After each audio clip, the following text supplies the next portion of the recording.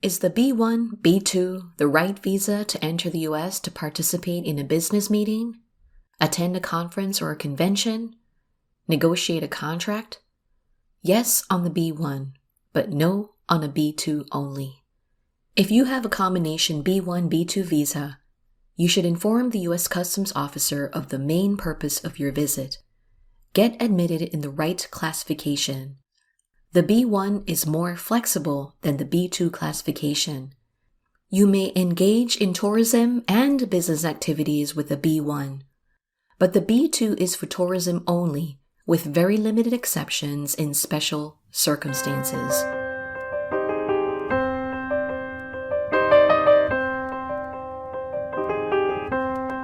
Hello and welcome to the Legal Immigrant Podcast.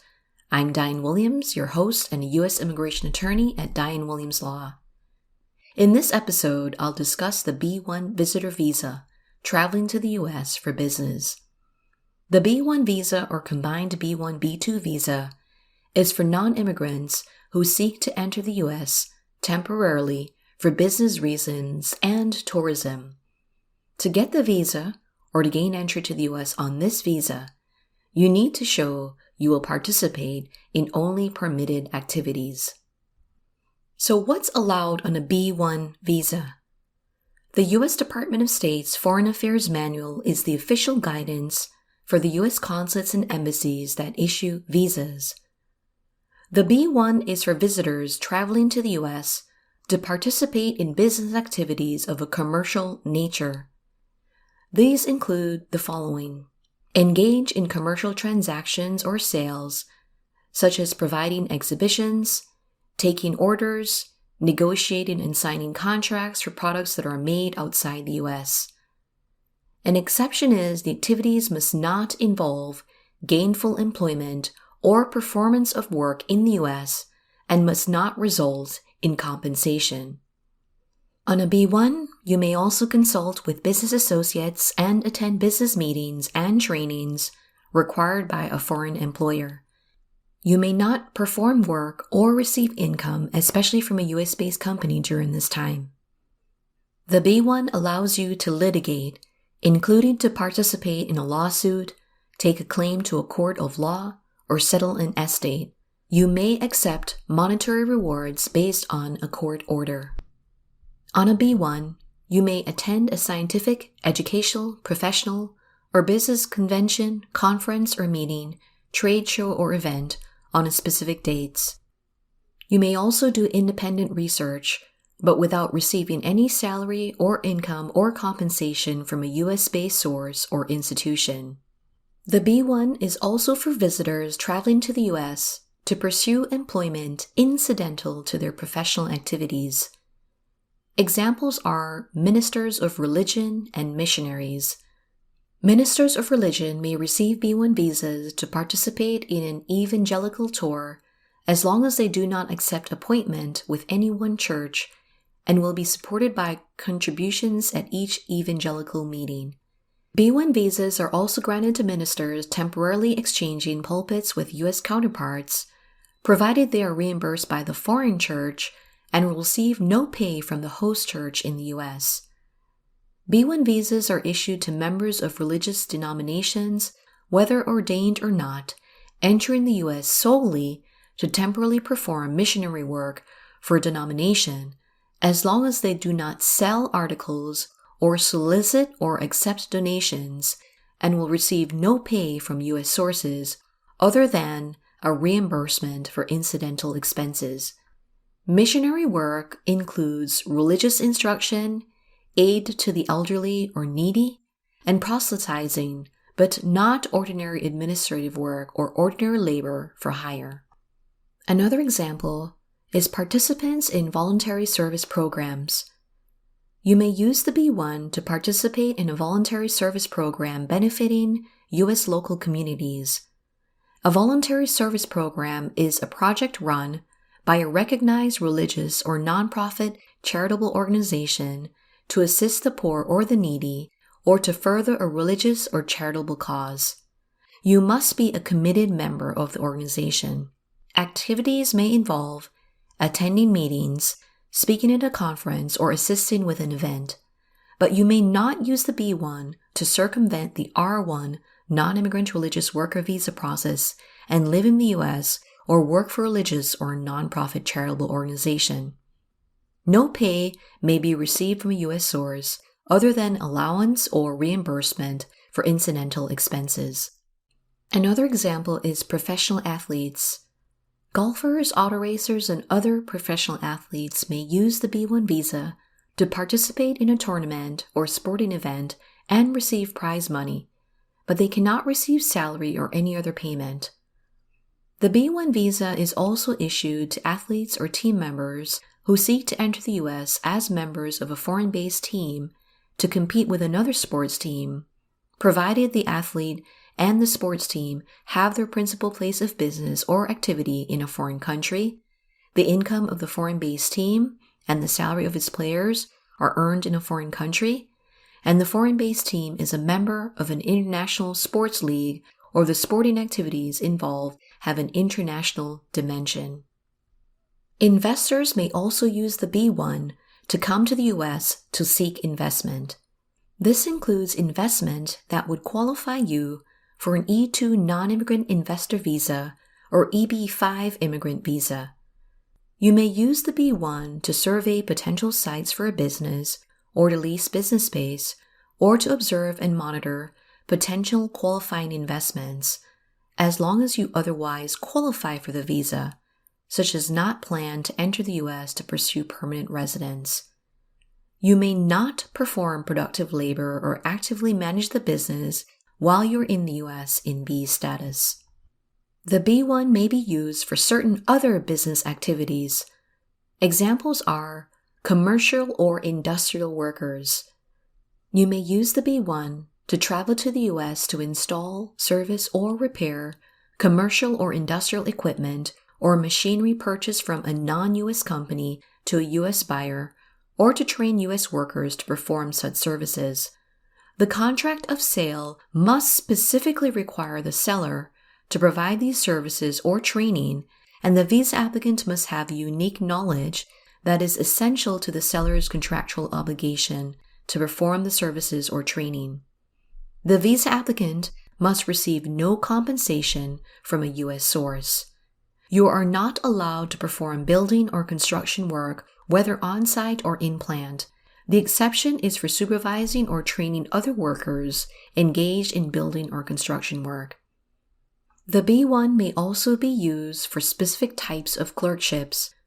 Normally, applicants who seek to obtain hands-on clerkship experience do not qualify for B-1 visa classification. The exceptions are medical clerkship. Students at a foreign medical school who seek to enter the U.S. to take an elective clerkship at a U.S. medical school's hospital without remuneration from the hospital. The medical clerkship is only for medical students pursuing their normal third or fourth year internship in a U.S. medical school as part of a foreign medical school degree.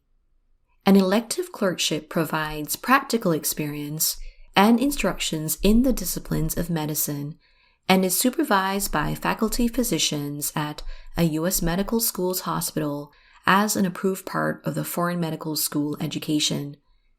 It does not apply to graduate medical training, which is restricted by INA 212E and normally requires a J-1 visa. Another type of clerkship that is allowed on a B-1 is related to business or other professional or vocational activities. Persons who seek to only observe the conduct of business or other professional or vocational activity may use the B-1, but they have to pay for their own expenses. Persons who wish to get practical experience through on-the-job training or clerkships must instead get an HL or J visa or other appropriate visa that allows work in the U.S. The B-1 does not authorize employment or allow you to work in the U.S. The B-1 permits you to engage in business activities other than perform skilled or unskilled labor. A U.S. Customs officer lawfully admits you to the U.S. to participate in legitimate B-1, B-2 visitor activities. and the U.S. consular officer issues the visa for legitimate B-1, B-2 purposes. U.S. immigration problems may occur if you perform activities that are not entirely consistent with the terms and conditions of the visa and your status. Even helping out a family member or friend in their business, even if you don't get paid, can cause problems. Remote worker or working for a foreign employer may also cause issues. Whether remote work for a foreign employer on U.S. soil is allowed on a visitor visa does not have a clear-cut answer. During a business trip or a vacation, for example, you might need to check in with your boss or team overseas. This is a gray area where it's better to err on the side of caution. Even if you're a freelancer, independent contractor, or employee of a foreign employer, and the income source is outside the United States, you might still face U.S. immigration issues if you perform work during your B-1, B-2 visit. This is especially problematic if some clients or customers are in the U.S. or you get paid while you're physically in the U.S. U.S. tax law states that income from services performed for a foreign employer by someone present in the United States is deemed to be U.S. income, unless all three of the following conditions are met. 1. You perform personal services as an employee of or under a contract with a non-resident alien individual, a foreign partnership, or a foreign corporation that is not engaged in a trade or business in the U.S., or you work for an office or place of business maintained in a foreign country or possession of the U.S. by a U.S. corporation, a U.S. partnership, or U.S. citizen or resident. 2. You perform these services while you are a non-resident alien temporarily present in the U.S. for a period of not more than a total of 90 days during the tax year. And 3. Your pay for these services is not more than $3,000. Chapter 3 of IRS Publication 519, U.S. Tax Guide for Aliens, states that if you do not meet all three conditions, your income from personal services performed in the U.S. is U.S. source income and is taxable in the U.S. The B-1, B-2 visa does not permit you to have U.S. income. Although some lawyers argue tax law is independent from immigration law, a U.S. immigration officer might find that you, in fact, violated your visitor status simply because you performed work on U.S. soil without authorization.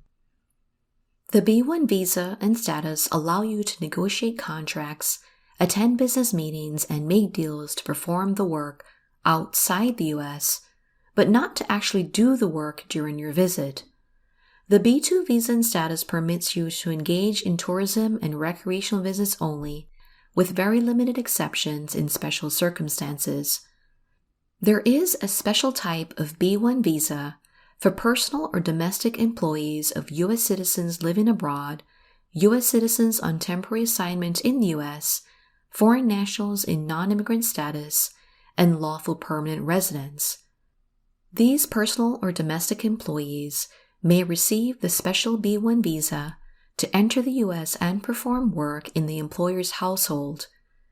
Specific requirements must be met for them to actually get the B-1 visa for this purpose.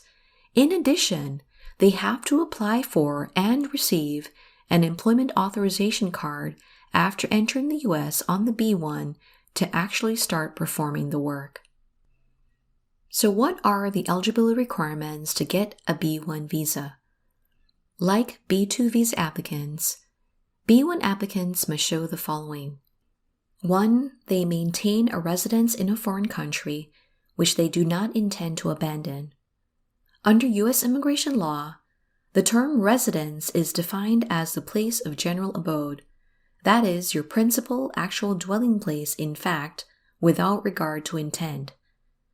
You must have strong ties to your country, including family connections, property ownership, investments, and steady employment. The second requirement is to show that you intend to stay in the U.S. for a specific limited period. The expected length of stay must match the stated purpose of the trip. You must show with reasonable certainty that you will leave the U.S. upon completing your visit prior to the expiration of the authorized stay. The third thing to show is that you seek to enter solely to engage in legitimate activities permitted by the visa. You must be coming to the U.S. only to complete activities that are allowed by your visa classification. U.S. consular officers will deny the visa, and U.S. Customs officers will deny the entry if they have reason to believe or know that, while in the U.S. as a visitor, you will engage in unlawful or criminal activities. You must have the funds and make arrangements to cover the cost of the trip and your stay in the U.S. Otherwise, the U.S. consular officer or customs officer could find that you will work in the U.S. without authorization to cover expenses. Even if you have a valid visa, the customs officer may question you extensively about your travel plans to determine whether to admit you to the country. You may even be issued an expedited removal order at the U.S. port of entry if the customs officer determines you have previously violated your B visa status or intend to do so. In addition, you must have no immigration violations or criminal offenses that make you inadmissible to the U.S. Otherwise, you will need to qualify for an inadmissibility waiver. You will not receive the visa or be admitted if you are barred from entering the U.S.